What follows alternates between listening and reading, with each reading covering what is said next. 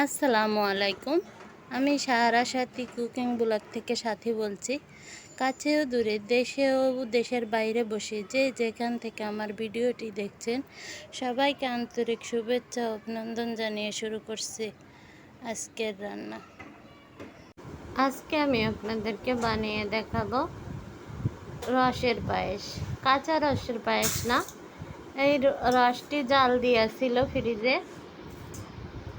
আমি এখানে 3 লিটার রসের জন্য 2 কটু পরিমাণ ভাইটেল চাল, যেটা বলে আতপ চাউল, সেটা ভালো করে বেছে ধুয়ে ভিজিয়ে রাখবো প্রায় 1 ঘন্টা 1.5 ঘন্টার মতো।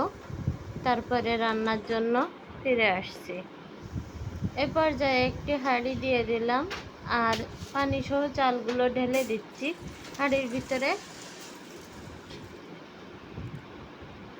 আমার এখানে টোটাল 3 লিটার জাল দিয়া রস আছে। খুব গাঢ়ভাবে রসগুলো জাল দিয়া হয়েছে, দেখেন কালারটা দেখলে বুঝতে পারবেন।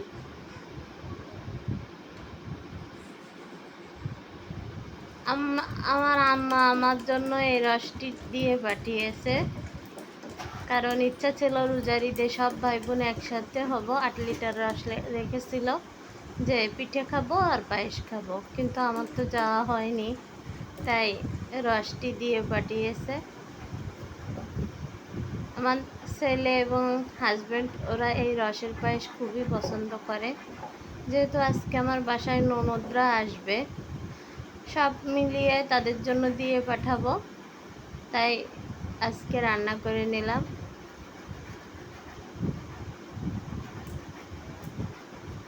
এই পর্যায়ে আমি দিয়ে দিচ্ছি দালচিনি, 4-5টি এলাচ দেব, তেজপাতা দেব, দিয়ে চুলোটি ধরিয়ে দিচ্ছি। আস্তে আস্তে ফুটে আসবে, বেশ কিছু সময় লাগবে।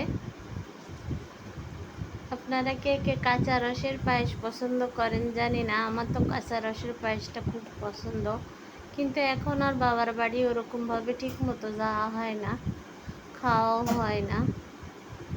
বছরে একবার হয়তো না গেলে মা পাঠিয়ে দেয়। যতদিন হয়তো বা মা বেঁচে আছে টুকটাক জিনিস খাওয়া হবে, মা মরে গেলে হয়তো এতটুকুও আর হবে না। আমি ইলাচগুলোর মুখ ফাটিয়ে দিয়েছিলাম। দেখুন, এই যে আতপ চালটি দিয়ে আমি রাঁধছি, এটা হচ্ছে খুব সুঘ্রাণ। সাধারণ চালের ভাত রান্না করলেও ঘরের ভিতরে খুব ঘ্রাণ ছড়িয়ে যায়, এই জন্য এই চালটা দিয়ে দিচ্ছি আর কি। দেখুন প্রায় ফুটে এসেছে।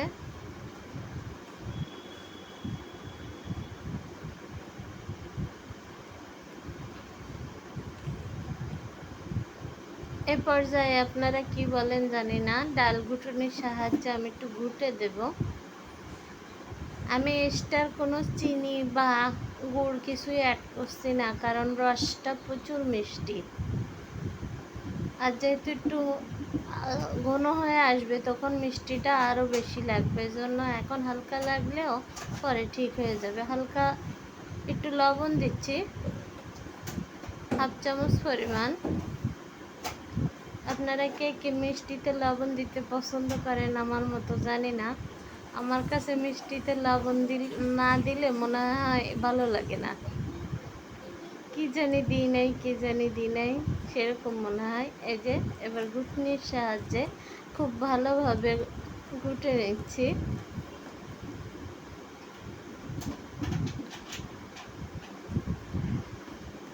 বেশ 2-3 মিনিট একটু ভালো করে ঘুটনির সাহায্যে ঘুটে নেব। চালগুলো ভেঙে ভেঙে আসলে তারপরে নাড়তে থাকবো, দেখতে থাকুন। যতটুকু সম্ভব শর্টকাট করার চেষ্টা করছি। গতকাল আমার চ্যানেলের বয়স 1 বছর পূর্ণ হয়ে গেছে। ওয়াচ টাইম কেটে নিয়ে গেছে প্রায় 4 ঘন্টা মতো। প্রত্যেক দিনই এখন ওয়াচ টাইম 1-2 ঘন্টা করে কাটতে থাকবে। জানি না ইউটিউব প্ল্যাটফর্মে সফল হতে পারবো কি না, চেষ্টা তো করি, যেহেতু আমি ঠিক মতো সময় পাই না। 2-3 দিন পর পর ভিডিও দিতেও পারি না। ভিডিও দিতে সপ্তাহে একটা আর একটা শর্ট ভিডিও দিই, অনেক সময় সেটাও দিতে দেরি হয়ে যায়। আল্লাহ ভরসা চালিয়ে যাব, বাদ বাকি উপর আল্লাহর ইচ্ছা। তিনি যেটা মনে করবেন সেটাই আমার জন্য বেস্ট উপহার হিসাবে দেবে। আমি তাওয়াক্কাল তু আল্লাহ, আল্লাহর উপর সব কিছু ছেড়ে দিছি। আমার জন্য সবাই দোয়া করবেন যেন কোনো আমার ফেসবুক পেজে প্রায় 5K ফলোয়ার পূর্ণ হওয়ার অল্প কিছু বাকি আছে এবং ওয়াচ টাইমও অল্প কিছু বাকি আছে, কিন্তু এই সময় 2টা ইস্যু এসে বসে আছে। এতদিনে কোনো ইস্যু আসি নেই, ঠিক গতকালকে যখন ভিডিও আপলোড দিই তখন দেখি কন্টেন্ট মনিটাইজেশন পলিসি ইস্যু, আবার হচ্ছে পার্টনার পলিসি ইস্যু, 2টা একসাথে দিয়ে বসে আছে। মনটা এত খারাপ লাগতেছিল, মনে হচ্ছিল যে কি বলবো আর। যাক, এই পর্যায়ে নারকেল কুড়া অ্যাড করে দিচ্ছি। আপনারা কে কে পায়েসে নারকেল দেন জানি না, আমাদের এলাকায় তো খেজুরের পায়েসে নারকেল দেয়, গুড়ের পায়েসে নারকেল দেয়। আমরা নারকেলের জিনিস একটু বেশি খাই আর কি। ভিডিওর এই পর্যায়ে অনেক গল্প করে ফেললাম আপনাদের সাথে। এবার প্রতিদিনের মতো একটি লাইক চেয়ে নিচ্ছি। এখনো পর্যন্ত আমার ভিডিও দেখে যাদের ভালো লাগে, সবসময় আমাকে সাপোর্ট করেন, অথচ লাইক কমেন্ট করেন না, চুপি চুপি ভিডিও দেখে চলে যান, সেই সমস্ত আপু এবং ভাইয়াদেরকে বলছি প্লিজ আমার ভিডিওতে একটি লাইক করে একটি সুন্দর গঠনমূলক কমেন্ট করবেন এবং পারলে আমার চ্যানেলটি সাবস্ক্রাইব করে আমার পাশে থেকে যান।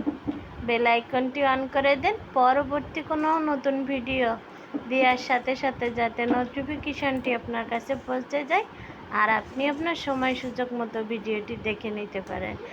আমি এখানে চীনাবাদাম ও কাঠবাদাম কিশমিশ একসাথে দিয়ে দিচ্ছি, কিছুটা পরিমাণ পরিবেশনের জন্য রেখে দিচ্ছি।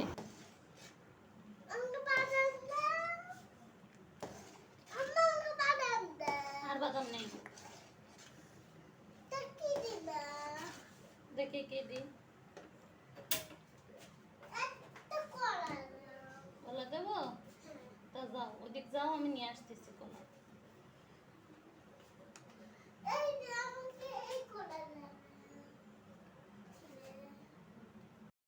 দেখা হচ্ছে পরবর্তী নতুন কোনো ভিডিওতে, সেই পর্যন্ত সবাই সুস্থ থাকবেন, ভালো থাকবেন। আল্লাহ হাফেজ। সবার শারীরিক সুস্থতা কামনা করে আজকের মতো বিদায় নিচ্ছি। আসসালামু আলাইকুম।